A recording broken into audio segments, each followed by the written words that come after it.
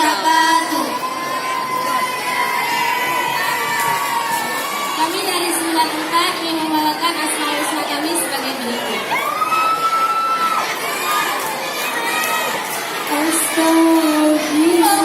Mohon ampun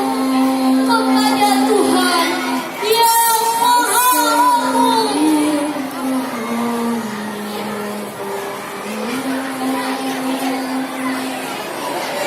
Ya Allah, ya Allah, ya Allah, ya Allah, ya Allah, ya Allah, ya Allah.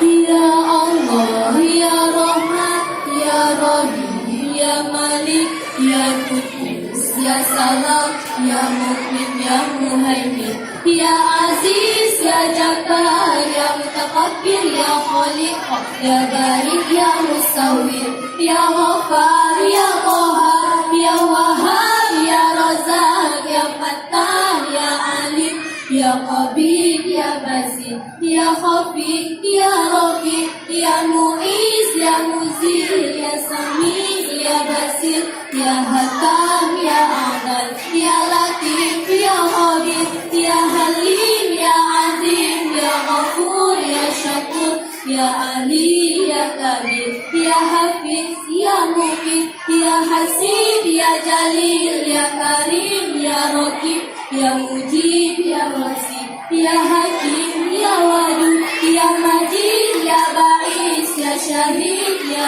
Haq, ya Wakil, ya Qawi, ya Matin, ya Wali, ya Hamid, ya Musi, ya Mubdi, ya Mu'id, ya Muhi, ya Mubin, ya Hayyu, ya Qayyum, ya Wajid, ya Majid, ya Wahid, ya Samad, ya Qadir, ya Muqtadir, ya Muqaddim, ya Muakhir,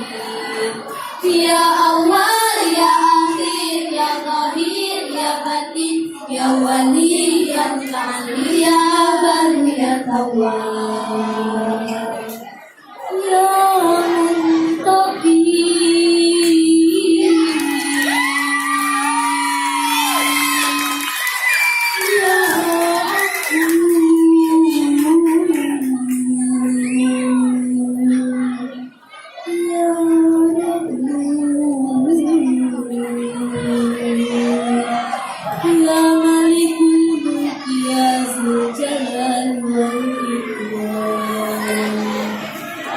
Ya Musib, ya Jamil, ya Bani, ya Muni, ya Mani, ya Adar, ya Nafi, ya Nur, ya Hadi, ya Badi, ya Baqi, ya Waris, ya Rashid, ya Sabur, ya